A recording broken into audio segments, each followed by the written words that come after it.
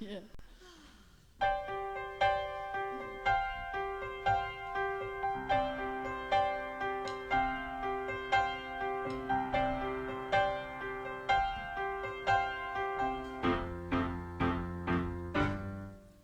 May the Spirit enter into this room.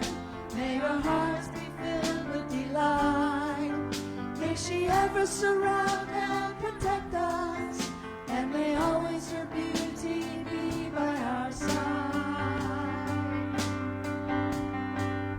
Our love has grown into a home, and suddenly everything I've learned is a basic start.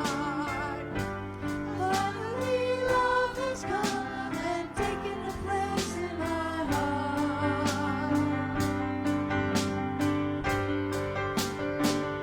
This is our welcoming. Open up and let it in. Feel it happening. Spirits beckoning. Welcome to our welcoming.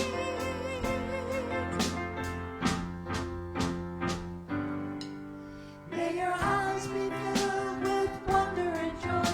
May your arms be filled with delight. May your heart be as easily open as the moment of grace at the birth of a child. Love's gentle touch shows me so much, and suddenly everything I've learned is a place it can start. Yes, finally love has come and taken a place in our heart.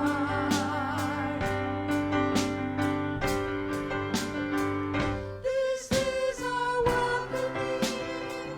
Open up and let it in. Feel it happening. Spirits beckoning. Welcome to our welcoming. This is our welcoming. Open up and let it in. Feel it happening. Spirits beckoning. Welcome to our welcoming.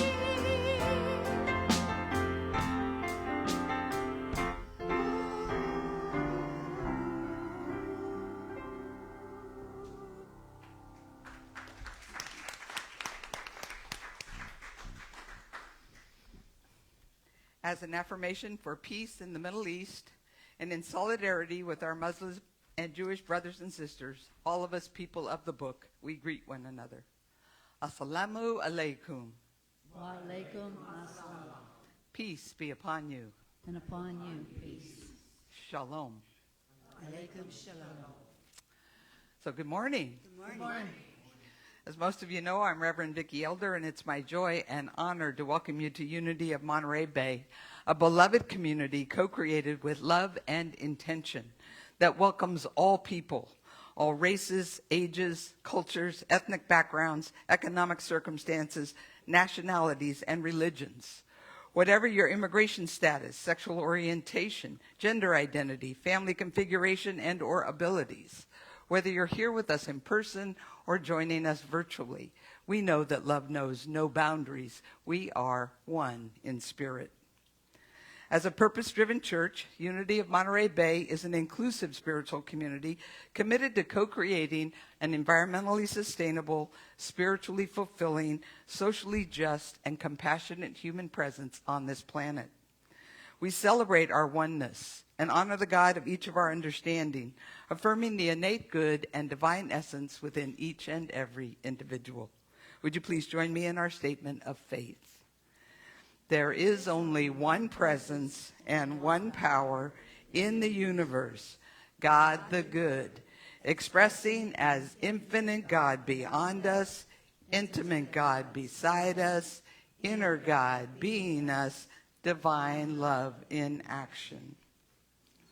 And as we allow this knowing to deepen within our souls and serve to awaken us into enlightenment for the benefit of all living beings, We join in holding a high watch for our nation and our world through this election cycle with a prayer for peace. So I'm going to say the words and show the movements, and you can respond, mirror back. So I offer you peace. I offer you peace. I offer you love. I offer you love. I offer you friendship. I offer you friendship. I see your beauty. I see your beauty. I hear your need. I hear your needs. I feel your feelings. I feel your feelings. My wisdom flows from the one source, My wisdom flows from the one source. and I bow to that source in you. And I bow to that source in you. Let us work together for unity and love. Let us work together for unity and love. And so it is.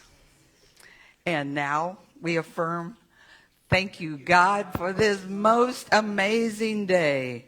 Miracle follows miracle, and wonders never cease. And now we celebrate our children, as we do every week, those in our spiritual community, those in our families, those in the larger community, and all the children of the world. We hold them in our hearts, and we see them protected and resilient, creative and evolving, joyous and loved, as we join in this heartfelt blessing. We love you, we bless you, we appreciate you just the way you are. This bright light of mine, I'm gonna let it shine. Oh, this bright light of mine, I'm gonna let it shine. This bright light of mine, I'm gonna let it shine. Let it shine, let it shine, let it shine.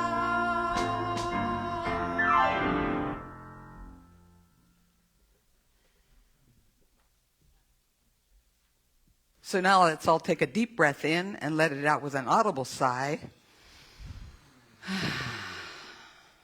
As we center ourselves to embrace this blissful interconnection with Spirit and invite the chime to call us into this sacred space within.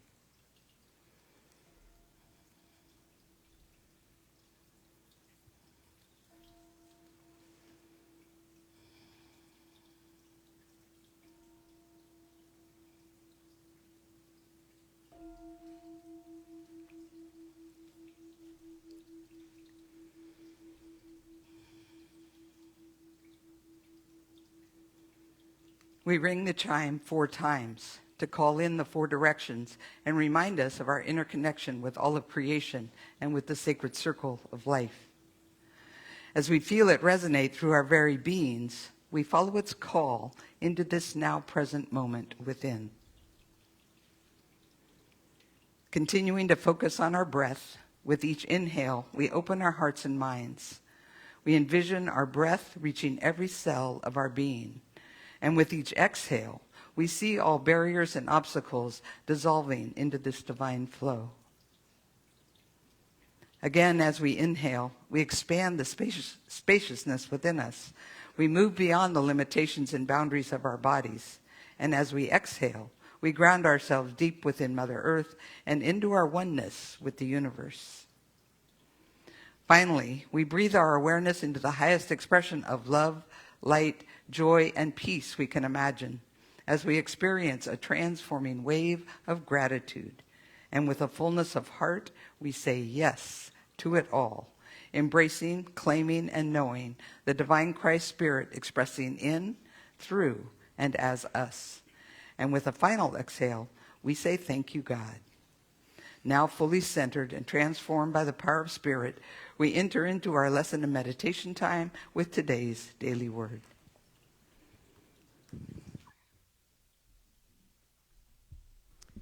We read from the July 22nd Daily Word, shared with permission of Unity, publisher of Daily Word, that can also be found at dailyword.com.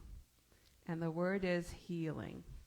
I invite you to allow my words to be your words. Divine love is healing me now. No matter how my healing needs may manifest, I recognize them all as calls from my body and my mind to return to an awareness of spiritual wholeness. As I seek healing, I focus my attention away from what might feel wrong to what is always right, the power and presence of God within me. I speak words of affirmation that encourage my healing. I repeat, I am divinely blessed. I am healed. Then I give thanks for the wholeness that is always mine to claim. Placing my attention on my wholeness also keeps me positive about whatever I may be called to face. I am no longer discouraged by my health challenges, understanding they are conditions that affect my human experience and are not the enduring truth of who I am. And from the scriptures, he said to her, "Daughter, your faith has made you well. Go in peace." Luke chapter 8, verse 48.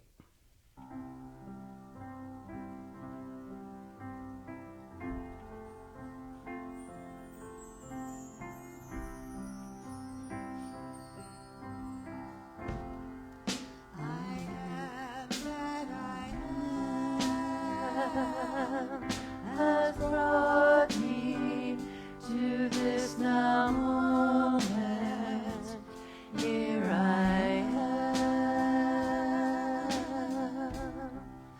am that I am. Has brought me to this now moment. Here I am. To be the voice and to be the heart through which heaven is made known on earth. To be the voice and to be the heart through which heaven is made known on earth. I am that I am. I am that I am. I am that I am. I am. I am that I am. I am that I am. I am that I am. I am. We read from the sacred scriptures and witness to the wisdom of the many paths to the sacred. We read from 4 sacred traditions on this morning's topic. The healing, transformative power of awe. From Confucianism, the superior man stands in awe of 3 things. 1, he is in awe of the decree of heaven. 2, he is in awe of great men. 3, he is in awe of the words of the sages. From Buddhism, the true miracle is not walking on water or walking in air, but simply walking on this earth. And from Sufism, the spirit is so near that you can't see it, but reach for it. Don't be a jar full of water whose rim is always dry. Don't be the rider who gallops all night and never sees the horse that is beneath them. And from Judaism, Christianity, they who dwell in the ends of the earth stand in awe of your signs. You make the dawn and the sunset shout for joy. Psalm chapter 5, verse 8.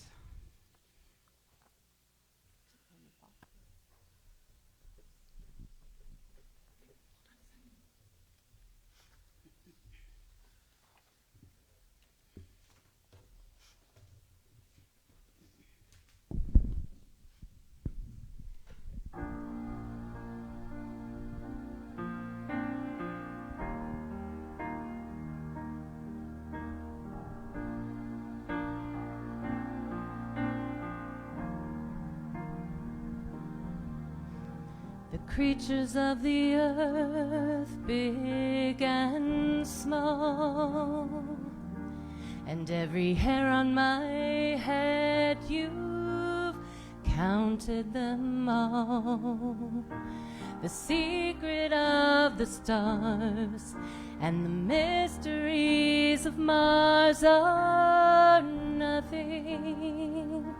for you to solve. You are God of everything. You spoke your name and it all came into being. You are God of everything. You've made your home inside of me.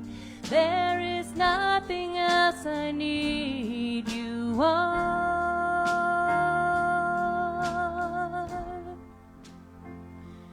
God of everything.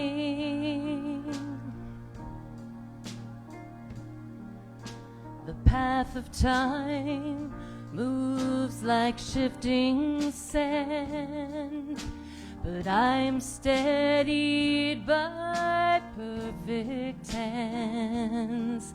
Vast deserts of fear and deep oceans of tears all disappear at your command. You are God of everything. You spoke your name and it all came into being. You are God of everything. You made your home inside of me. There is nothing else I need. You are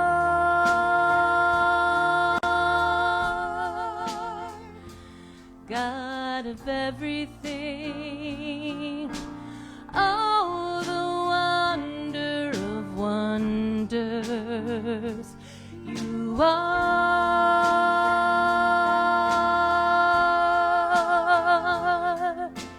You are God of everything. You spoke your name and it all came into being. You are God of everything. You made your home inside of me. There is nothing else I need. You are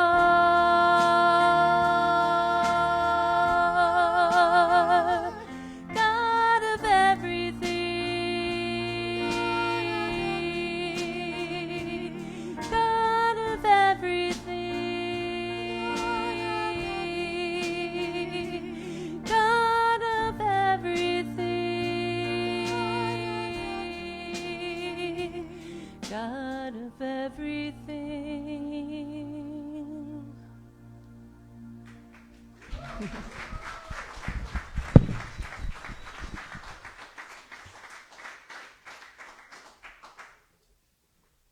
I'll have a little water after that. Okay. First thing I want to say is stop sending me spider stuff. I mean, I wasn't out of here 2 hours before I started getting stuff. And Kay sent me this one that I might have to pass that on because it's like this guy thinks he's getting the spider under the, the cup, and then he slides the thing under, and then he turns around, the spider's on his face. I almost died. Whew. If you weren't here last week, I talked about my arachnophobia. And I see some new faces today and some that I haven't seen in a while, and it's just so wonderful to see this place filling with all of your smiling faces. All right, let's get real for a second. How many people are feeling a little disillusioned with the world these days? Just a little bit, with the most recent events and frustrated with the divisiveness in our country and the chaos of the coming presidential election, weary of the violence and conflict around the world. kind of just so over it all, right? How many are feeling cynical? Yeah? Jaded? Even hopeless? Well, it's totally understandable, considering the events of the past couple of weeks especially, and just the general state of the world. And certainly there is much to be concerned about in our country and in our world, and there's work for us to do, absolutely. But feeling cynical and jaded doesn't feel very good, right? It feels kind of dull and soul-killing and depressing, right? It doesn't connect us with our purpose. It doesn't remind us of the grandeur of the universe. It doesn't inspire us and make us feel alive, right? But do you know what human emotion can do all of that and more? Awe. Awe is a profound and overwhelming sense of wonder and amazement. It can be triggered by encounters with nature, with art or music or dance. It can be triggered when we witness great acts of courage, bravery, or selflessness, and also by collective experiences that we have together. Awe can lead us to feel intense appreciation and connection with the world around us. But the important thing to know about awe is that it's not a rarefied experience that needs a special set of circumstances or a special event to elicit it. Awe can be experienced anywhere, anytime, even in the most ordinary moments of our daily lives. And recent research has revealed that awe is actually good for us. How cool is that? It does all kinds of things, but it enables us to step outside the confines of our own human egos and connect with something greater than ourselves. It makes us more resilient. It makes us better communicators. And it makes us happy. Experiences of awe actually create a physiological response in our bodies. We may find that our eyes fill with tears. We may get goosebumps or the hairs on our arms. Of course, that also happens with spiders. That's different. That's something different.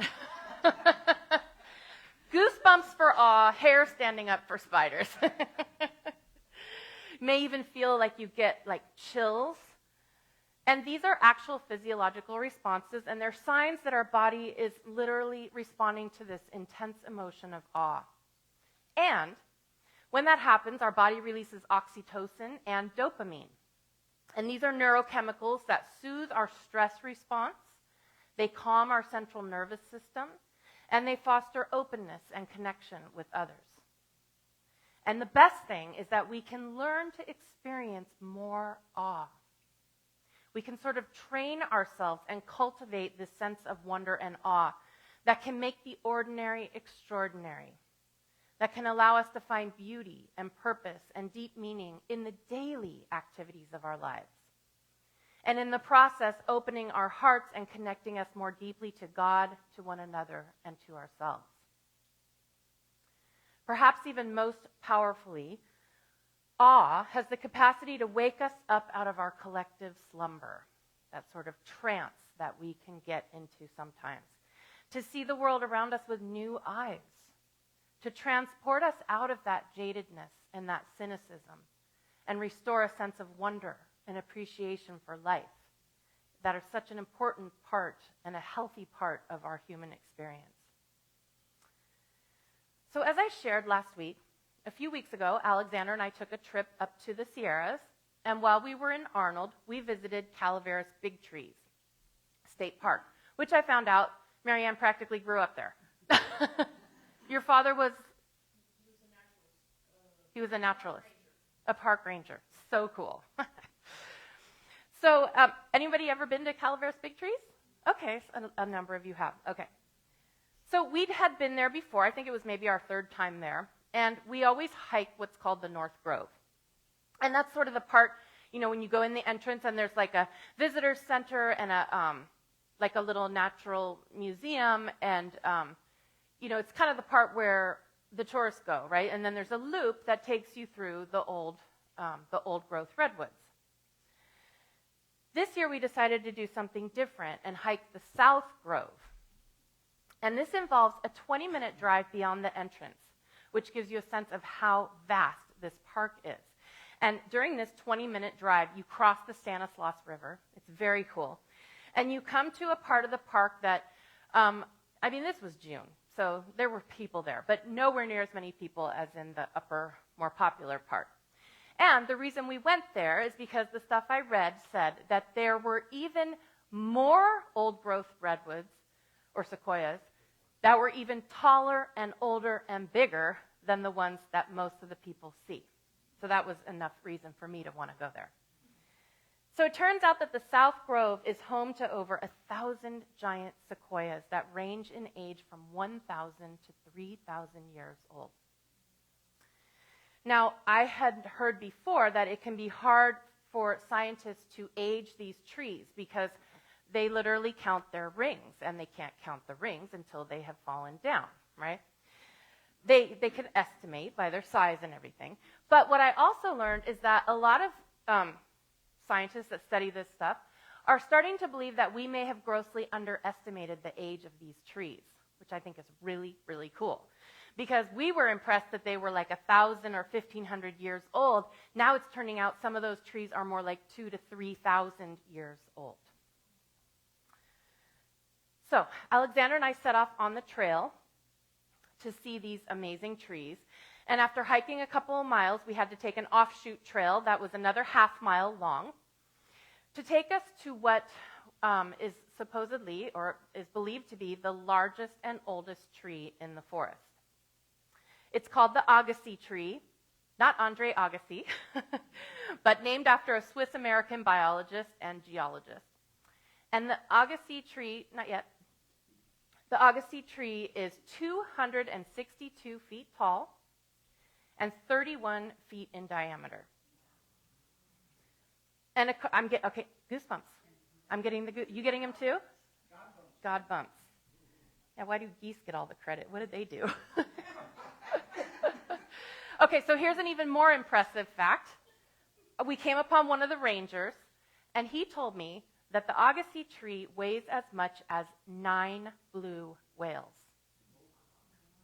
I mean, blue whales are the biggest animal on the planet. Okay, so you're starting to get an idea. So I figured something that big and tall and old was worth me hiking another half mile in the Calaveras County heat, right?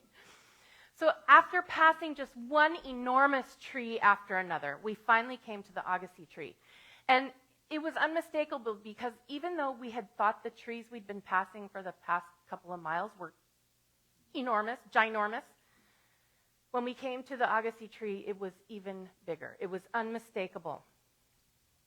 It's really hard to explain how big the tree is, so now you can advance. That's me and Alexander standing in front of it. And of course, you're only seeing the very most bottom part. And if you want to go to the next slide, is there the red arrow that shows Alexander, 6 feet tall. Of course, he's sitting down on a log, but are you starting to get a sense of how incredibly huge this tree is?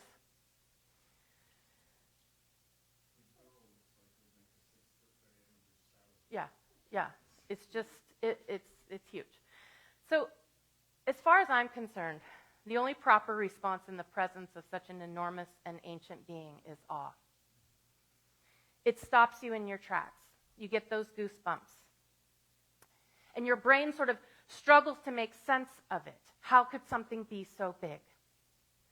And you're not exactly sure which part to be most amazed by. The height of it, or the girth of it, or just the general imposing presence of this huge thing. And you feel humbled and small in comparison. You get tears in your eyes.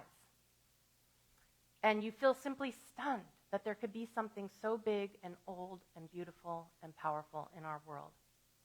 That's that feeling of awe. Now, as I mentioned, they don't know the exact age, but I like to go with the upper numbers, so I'm going to say that it's around 3,000 years old. So think of this. This tree was already standing when the first Olympic Games took place,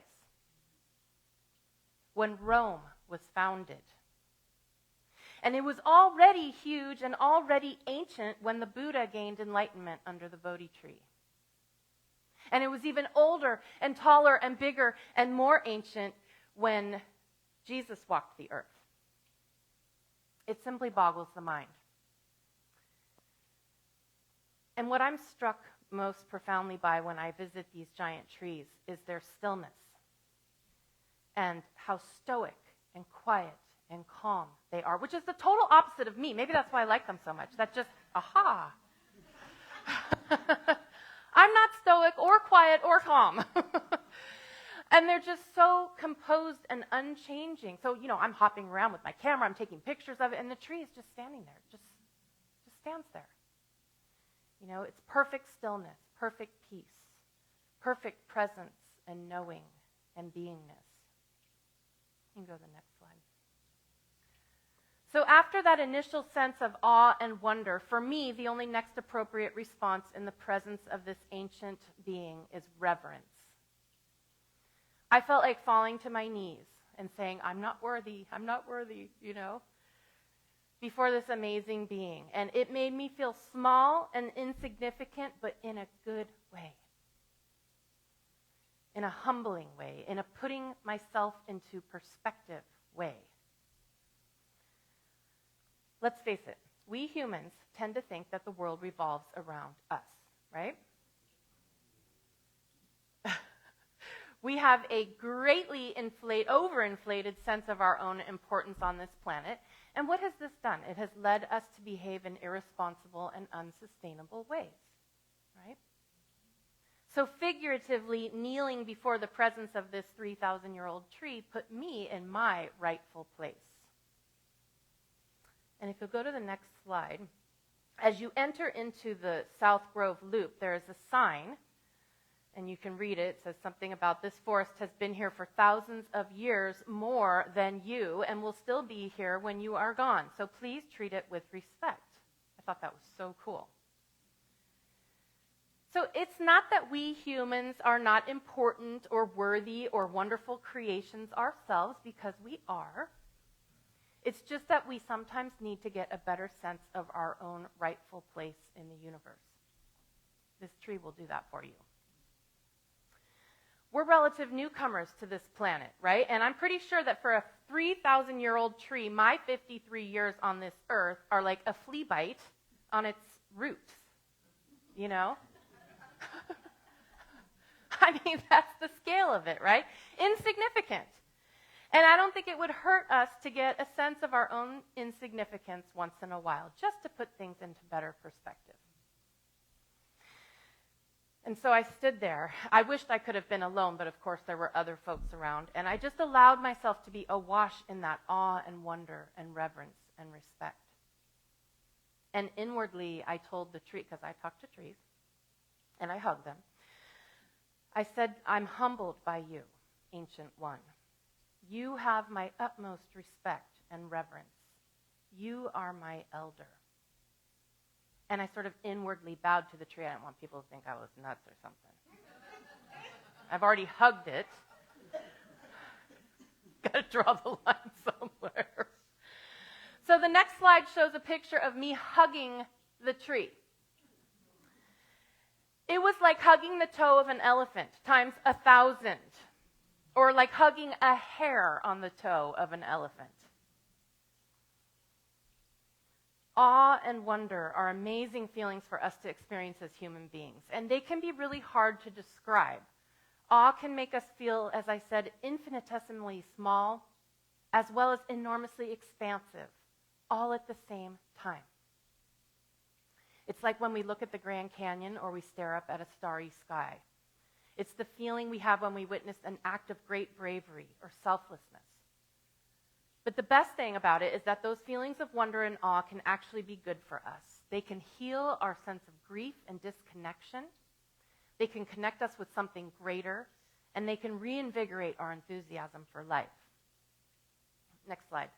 This slide shows the book that I found a few months ago that turned me onto this topic. It's called Awe, the New Science of Everyday Wonder and How It Can Transform Your Life. And the book details the research of Dr. Keltner, which is, he is a professor at UC Berkeley, and he is an emotion scientist. This is a new field, fairly new. And he has long studied, the science of happiness. For many, many years, he has taught thousands of people how to be happier. Okay, he goes into like corporations and such.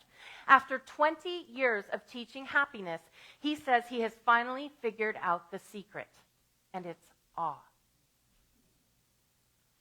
He describes awe as that elusive and difficult to describe emotion that we feel when we encounter vast mysteries that we don't understand. Think of the feeling when you stand next to the ocean, or when you see a baby being born, or listening to a sublime piece of music, right? Or even when you come upon a glistening spider web, which I've been coming upon. They're out for me. I don't know. I had a dream about spiders too. I don't know what's happening, but the law of attraction, exactly. So go ahead and go to the next slide, please. Take a moment now and see if you can recall just one such moment that you've had in your life where you felt that awe. Maybe it's something recent, or it could have been something you remember from far in the past that has stayed with you. But just bring it to your mind and see yourself there in that place. And see if you can just access a little bit of those feelings of awe and wonder. So when you had that experience, what did it feel like? Did it make you catch your breath? Did you get those goosebumps? Did tears come to your eyes? Did you experience that sense of expansiveness and or feeling incredibly small? Did you get a sense of feeling connected with those around you or something greater than yourself? Or perhaps you even had that delicious sensation of being connected to everything. It's undoubtedly an enjoyable feeling, but the science is now showing that the experience of awe actually has the power to transform the way we think and the way we act. So in order to investigate this phenomenon of awe, Dr. Keltner gathered stories of awe from people in 26 different countries, and he made sure that these stories were told by people from different walks of life, different religions, different cultures and socioeconomic backgrounds, and people from a wide variety of beliefs and worldviews. And all in all, they gathered 2,600 narratives. They had them all translated, and then they studied them. And what he discovered is that these narratives of people's experiences of awe can be classified into 8 wonders of life. That's what he's calling them, the wonders of life. These are the 8 things that cause awe. And we're going to get a little bit more into that in a second. But first of all, what do you think was the most common thing that led people to feel a sense of awe? What would you guess? Nature? That would have been my guess. Or maybe a spiritual experience.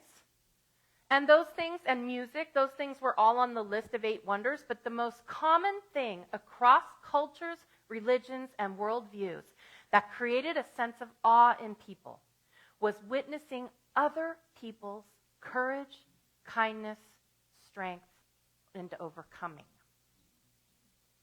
Now, this surprised me, and I hadn't read this part in the book yet, but I went and read it, and he said it surprised him too. That I'm a nature person, so there's so many amazing and wondrous things to be discovered in the natural world, but what most commonly causes us human beings to feel awe is one another. Isn't that crazy? So the beauty of nature, music, and art, of course, did cause awe, but it was moral beauty in other human beings that most profoundly affected people. It was a sense of purity and goodness of intention and action in other people that gave the folks that sense of awe. And so one of the most common things that caused awe in that category was witnessing other people's courage in the face of suffering and hardship. So one person told a story of witnessing how her daughter had dealt with the stillborn birth of her son. The amazing strength and bravery that she exhibited during this extremely challenging time. And another source of people's awe, and this isn't one that I particularly relate to, but was witnessing courage in combat. So one person told about the bravery showed by a soldier in the Angolan War who risked his own life to drag another soldier to safety. So again, I'm just so struck by this, that the biggest cause of awe in people was seeing moral beauty, courage, strength, and bravery in other human beings. Perhaps we are not such a lost cause as we often feel like we are, right? What we see on the news is often the worst of human nature. When we turn on the TV every day, we see the worst human qualities and behavior. Selfishness, greed, violence, vengefulness, cruelty. And these things exist for certain, but they are not all that there is. And I would venture to say that perhaps they are not even the norm. Remember, the TV doesn't show us the norm, it shows us the exception. So unless we intentionally take time to look at websites like the Good News Network, and there's a whole bunch of other ones now that tell good news, we don't see the common acts of kindness and courage and bravery that human beings are engaged in around the world every day. They're hidden from us. So yes, we humans are deeply flawed, but we are also capable of incredible goodness and of astounding moral beauty. So one of the ways that these experiences of awe can help us is by bringing more balance to our perspective, showing a more complete picture of human nature than the unfortunate one we see on TV. So I recommend checking out some of those websites. If you just put in good news in your browser, you'll get all kinds of things. Another type of awe that has the capacity to heal our relationships with other human beings and the way that we think about other people is the second of these 8 wonders of life. And it's what the author calls the collective effervescence. I love that. This is when we humans experience something that makes us feel deeply connected to one another. Now, people reported frequently having this type of awe at ceremonies or rituals such as baptisms, weddings, graduations, funerals. You know, I've done maybe 4 or 5 weddings. I always get tears in my eyes, and I have to remind myself I'm supposed to be the one not crying. I can't help it. Does it happen to you too? Like the minister's crying, oh God. I had a little mini experience of this when my husband, Paco, graduated with his high school diploma a couple months ago at the Monterey County Fairgrounds. You know, I mean, I was excited to be there and I was proud of him, but boy, when that pomp and circumstance came on, whoosh, I got those chills, right? And I think I was just feeling that connection to all the other people that had gone there to see their graduates. And I think I was also connecting to my graduation moments that I remember from the past, you know. And so these types of milestone moments can be very connecting for us. And I had another type of experience of that collective effervescence a couple of weeks ago when the choir sang. That one song that I said we had practiced so many times, and it was a challenging song for us, and we worked so hard on it. And then there was that moment when we sang it during the service that it just all came together. Am I right? It just came together. Denise knows it. And all of a sudden, we were just singing together, connected by these harmonies and the vibrations of our voices. And we were singing as if we were one voice, but with different pitches. And we all felt it, right? It was just one of those magical moments of collective effervescence. Now, one of the chemicals that our body releases when we have these experiences of awe is oxytocin. And oxytocin is a neuropeptide that literally helps to dissolve the boundaries we feel between ourselves and others. And it fosters openness and connection. It's the same hormone that helps a mother to bond with her newborn baby. So experiences that we have of collective effervescence actually have the power to create connections between us and to bond us with one another. That's pretty cool. The third of the 8 wonders of life is my personal favorite, nature. And in the study, people reported most frequently having these feelings of awe from displays of power from Mother Nature, right? Things like tornadoes or a lightning storm, or an earthquake.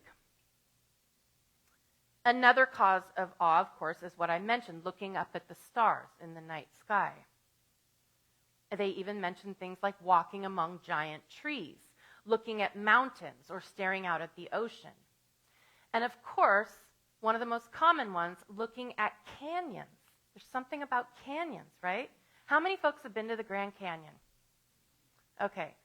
I've been there, I can't even tell you how many times, but it is one of my very favorite places on earth, and I have hiked it, rafted it, muled it, horsed it, and just looked out at it. And it always brings that enormous sense of awe. It's something unexplainable, something about the vastness compared to my smallness. I don't know what it is. It's a powerful place. Here's something interesting. I saw a Facebook post a few days ago that said that the average length of stay at the Grand Canyon is only 30 minutes. Why would you go all the way? I mean, I could sit there and look at that thing all day long. But the average stay is only 30 minutes, and that is because it gradually erodes a person's sense of their own human significance and creates a sense of egolessness that is distressing to many people, apparently. Not to me. I personally like that feeling. I like that feeling of my own insignificance, my own smallness, because for me, that's sort of my experience of God, right? So I know that God and I are one, that we're made of the same stuff, that I'm an expression of God, but it's when I get a sense of the vastness of God compared to myself, that's when I get that religious sense of awe or spiritual sense of awe. Another aspect of the sensation of awe that people reported when spending time in nature is a sense of feeling connected to whatever they were observing, right? I did not feel connected to the spiders in the kayak. Maybe that's my problem. I needed to connect with them. Or not. This also may include a sense that we get in these experiences that animals and plants are conscious and aware. Have you had that experience? So I've described many times the mystical experience that I had while sitting inside a giant redwood tree at the Nicene Mark State Park in Aptos. And that experience was so profound, it has stayed with me all these years because I felt connected to the tree in a way I couldn't explain. Not in a woo-woo, I'm connected to the tree. No, I mean like I felt it. I felt a presence that I couldn't explain, and I felt like the tree was aware of my presence. And I felt like it was speaking to me. And I hadn't eaten any weird mushrooms either. I don't do that anymore. That was stone cold sober, folks.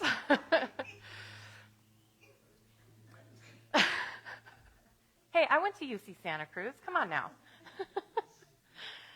So experiences of awe in nature result from, frankly, just how incredible and amazing and complex the natural world is. That awe that we feel when we see impossibly high peaks, impossibly blue water, impossibly beautiful sunsets. And I have felt that same awe at seeing the perfection of a spider's web. I actually went hiking, was it yesterday, day before yesterday? And I tried to photograph it because I was going to show it to y'all, but I didn't have the photographic ability. You know, when you try to take it, it just blends into the back and it's hard to see it. But it was cool because it was only half of one. And yet it was perfectly symmetric. I don't get it, how they know how to do that. That creates awe in me. Even when I see like the incredible strangeness of fungus growing on a dead log, you know, or the beauty and symmetry found in the center of a flower. Again, thinking about those blue whales, you know, that are the largest being on the planet, or the largest, mammal, or largest mammal? Okay. Because I just made a mistake that I don't distinguish whales as being beings and trees as being beings. To me, they're all beings. Anyway, the mind boggles at these things. And when the mind cannot grasp the enormity or the complexity of something, we experience a sort of ego death. Okay? That's what creates that sense of awe. And that temporary death of the ego gives us that wonder, right? Keltner says that awe transforms us by quieting the nagging, self-critical, overbearing, status-conscious voice of ourself, of our ego. So it seems to me that experiences of awe are really experiences of transcending the ego.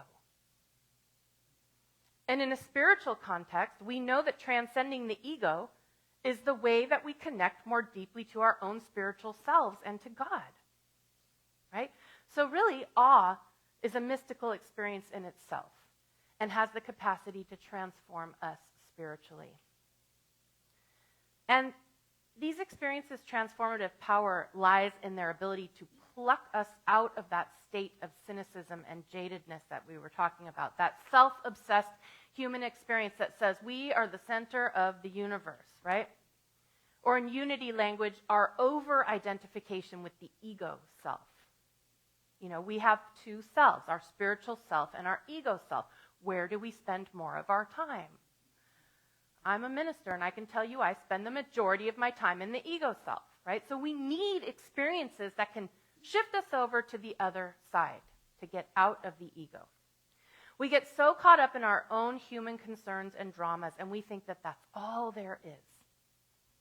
And it's not that these things are bad, but stepping out of all of that, even for a few moments, can remind us of what's truly important, can help us get our own priorities back in order.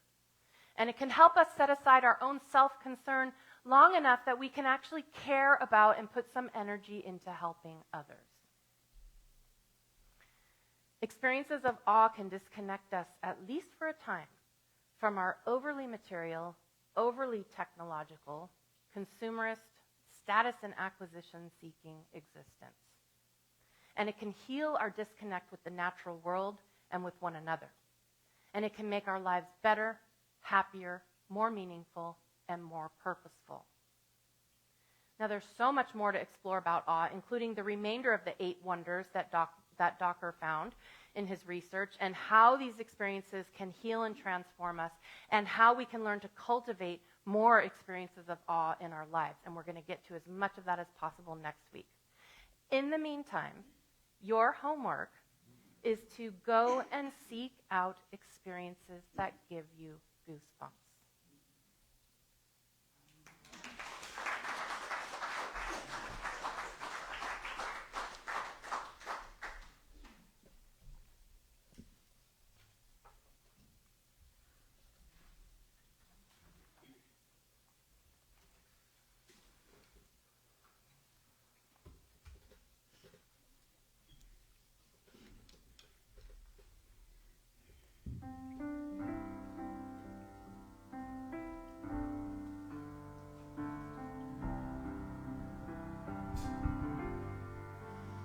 God is here, God is love, God is all. God is the light within my heart. So I see and I feel and I know all is perfect and right in my world. God is here, God is love, God is all. God is the light within my heart. So I see and I feel and I know all is perfect and right in my world.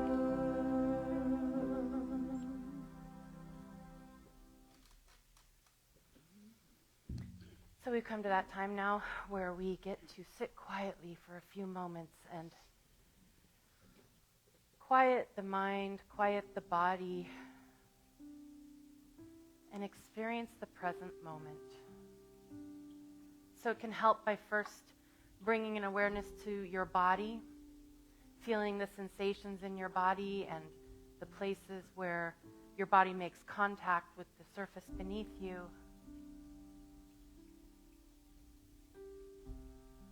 Just gently letting go of tension and allowing yourself to sink a little more deeply into your seat. Relaxing through the shoulders, softening the hands,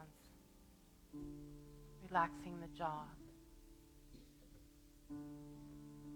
And now tune into the sounds around you. Just listening.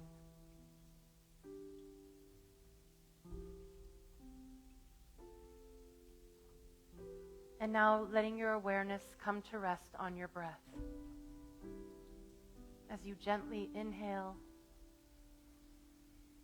and gently exhale. Remembering to breathe deep into the belly so that your belly expands on the in-breath and falls with the out-breath. And just rest here. Resting in the sensations of breath. Aware that you're breathing in and aware that you're breathing out.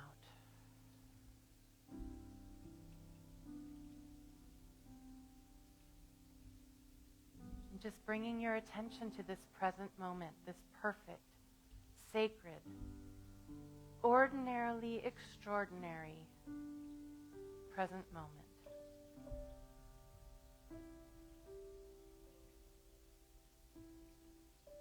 If we work at cultivating our childlike sense of awe, we can find awe even in this very moment.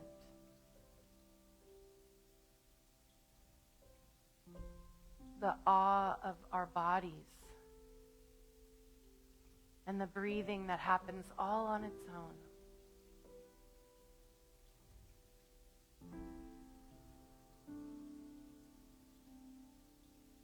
The awe of being in this human life, of sheerly being alive.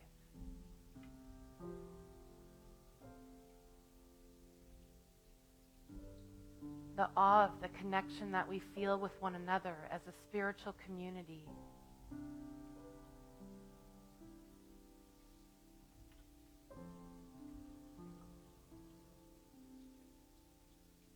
The awe of this natural world.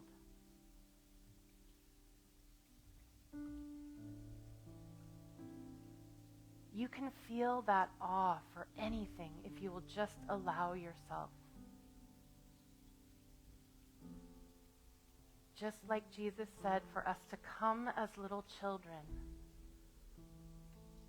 with that openness, that amazement, that wonder, that awe that can truly transform us. So I invite you to rest for a moment, just enjoying that delicious sense of awe, of being alive.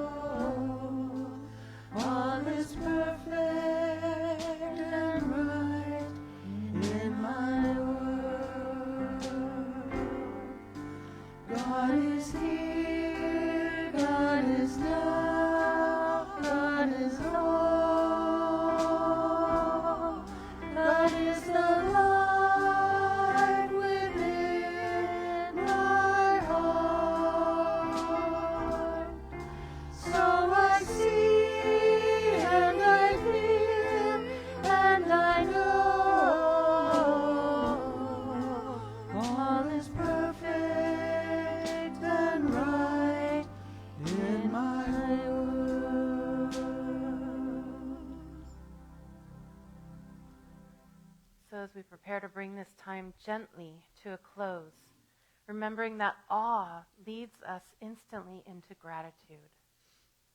Whatever we feel awe for, we can feel gratitude for. And so allow your hearts to be filled with gratitude for this perfect, sacred moment, for these teachings today, for this community that supports us in our spiritual growth, and for all of the many blessings that we have.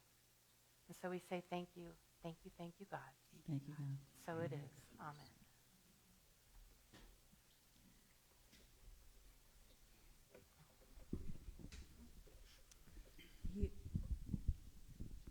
Unity of Monterey Bay is the collective consciousness and commitment of all of us who give of our time, treasure, and talent in order to sustain the spiritual community that is dedicated to transforming lives. Our July 3rd daily word offers this wisdom. Generosity places and keeps us in the ever-flowing stream of plenty. When we give with joy, we are affirming our place in an abundant universe. Giving allows us to be channels through which the gifts of spirit flow freely, affirming, I give generously and know true abundance. As the ushers now come forward, I invite you to think of something specific you're grateful for in this moment.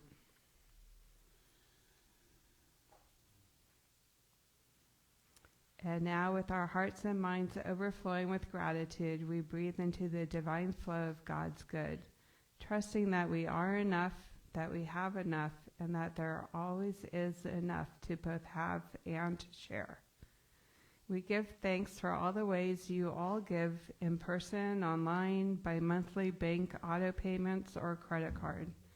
And we ask that we all join in faith and gratitude as we pass the offering baskets this morning by holding and blessing the basket as it passes to you.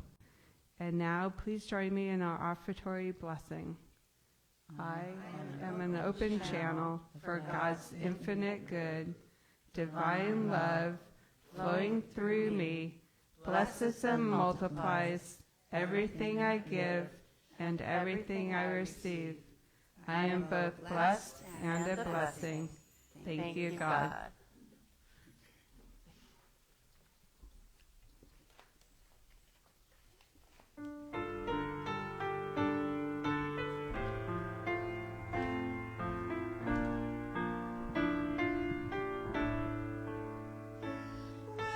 See the wonder of a sunset, hear sweet music in the air, feel the power in a thunderstorm, sense connection everywhere.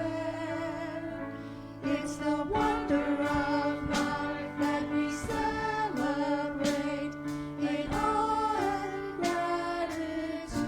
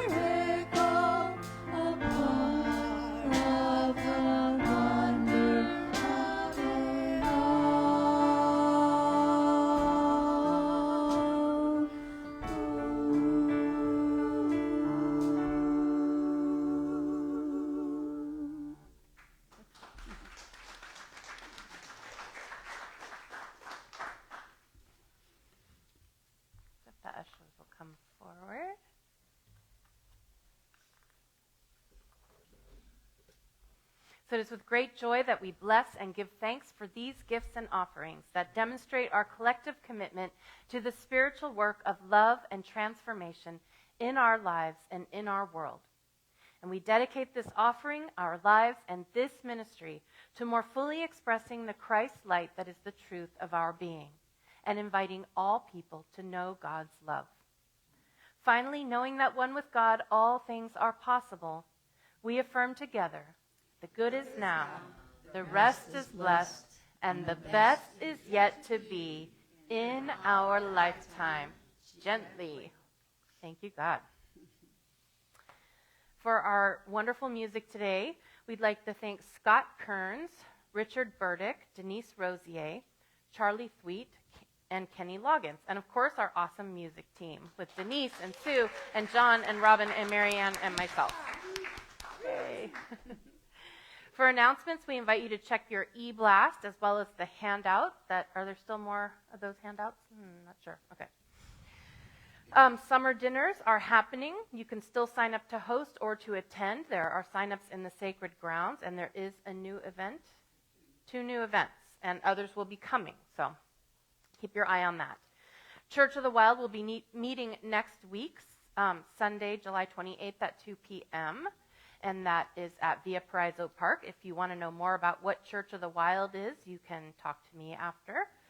And also save the date for Friday, October 4th. It's going to be our annual banquet, and we are beginning to collect auction items. So if you have items that you would like to donate to the auction, you can see Martha. She's the one coordinating the auction items this year. Thank you, Martha. And finally, our women's retreat for next year is set for June 27th to 29th, and you can sign up in the sacred grounds by making a deposit and signing up.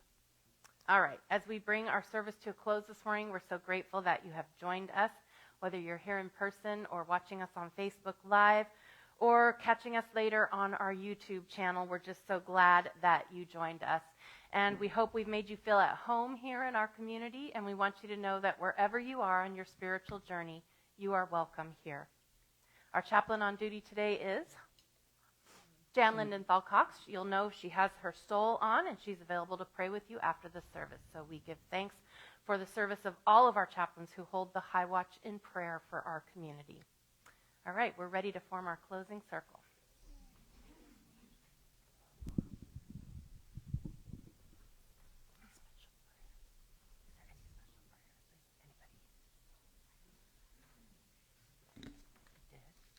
Oh, God, help us. Oh, jeez.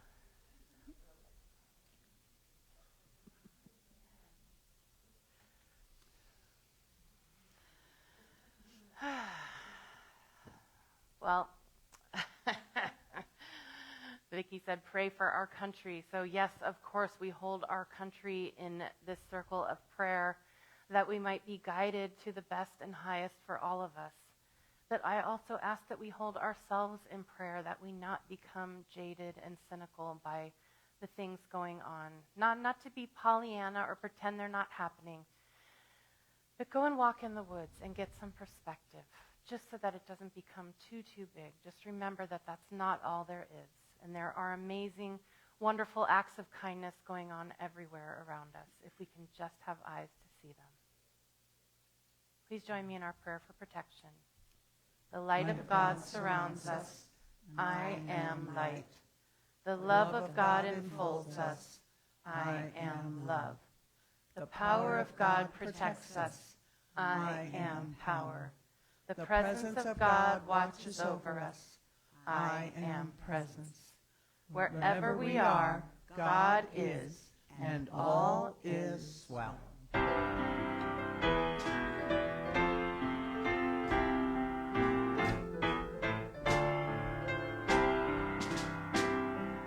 Let there be peace on earth, and let it begin with me.